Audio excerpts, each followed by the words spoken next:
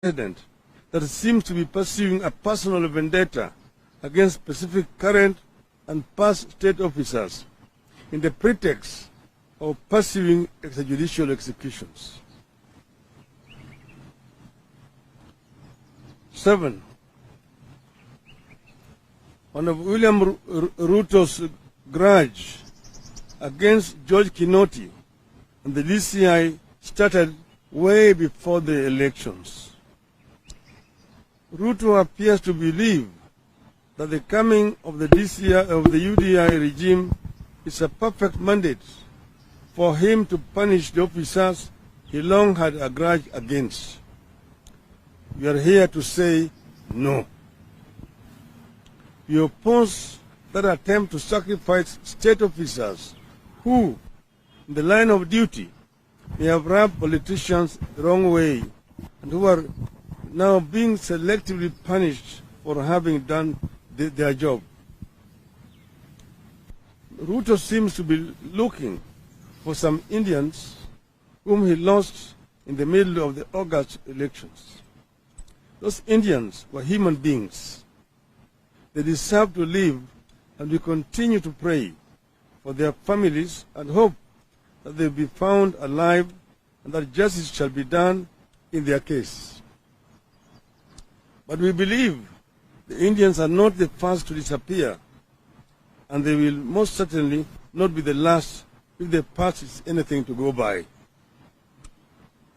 So, as Mr. Ruto mounts a search for the Indians, wherever and whatever they were to him, we want an equally vigorous search to establish the truth behind their disappearance and death of tens of Kenyans, including the following: Sergeant Kipyegon Kenei, the administration police officer, went missing just when he was supposed to accompany his colleagues to the Directorate of Criminal Investigations to record a statement in the 39.5 billion shillings fake arms probe that involved the office of the Deputy President when Ruto was serving in that capacity. B. Mr. Christopher Koech, who taught at Kaunga Primary School in Mumias, who was later found lying on the side of a road near Shibuli Market with foam in his mouth and was sweating profusely. He was linked to the ICC case. At one time, he was under witness protection and even sought refuge in a neighboring country. Mr. Koech was to travel to The Hague to testify in lawyer Paul Gicheru's ICC case. Meshak Yebei, whose mutilated body was found in Tsavo National Park, some 600 miles or kilometers from the Eldoret where he had disappeared. He too was linked to the ICC cases. D. Journalist John Kitui was allegedly killed for his reporting on the death of a witness in the ICC proceedings. E. Journalist Walter Osapiri Baraza and Philip Kipkoech Bet, alias Kipsengera, Ngeria, both wanted by the Hague-based International Criminal Court for interfering with witnesses. Their whereabouts remain unknown to date. F. ICC witnesses like John Kangede disappeared in 2008. George Duo died in 2013. Bernard Kimeli died in 2011. Charles Ndungu Wagacha, Naftali Irungu, Anthony Mwenje, Joroge Gichere, Timothy Mburu Gatira, Njuguna Gitao Njuguna, among other ICC witnesses who disappeared and later died under mysterious circumstances. G. Then there is the lawyer Paul Ndungu, the last of the ICC witnesses who died last September, probably driving the final nail in the coffin of the ICC case. H. Finally, there is Ms. Chris Musando, the IBC IT manager, who was tortured and murdered days to the 2017 election.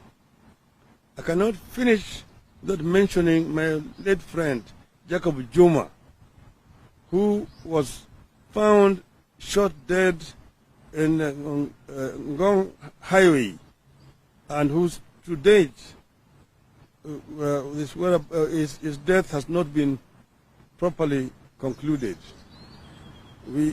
Jacob Juma, before he was killed, had stated those who wanted him dead. 11. As a party, we demand an immediate end to the selective and vindictive process Ruto was embarked on with regard to disappearances and extrajudicial executions. Instead, we demand a transparent, professional, and inclusive public inquest to assist the country and families determine the fate or whereabouts of members who disappeared or died under unclear circumstances, including the ICC witnesses and election officials. 12.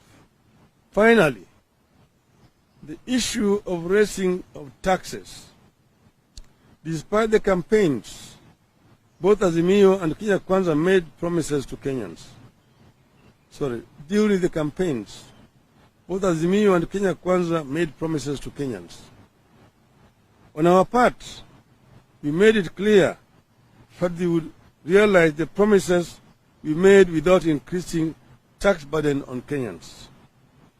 It remains our position that Kenyans cannot afford and should not be asked to pay extra taxes for the order regime to realize the outlandish and unrealistic promises it is pursuing. We wish to remind the Uda regime that we have been here before. When NAC took over power in 2003, the economy was worse off than what Uda has inherited from Jubilee. But we were able to put the country back on track, including free primary education, without raising taxes. The Grand Coalition government picked up from the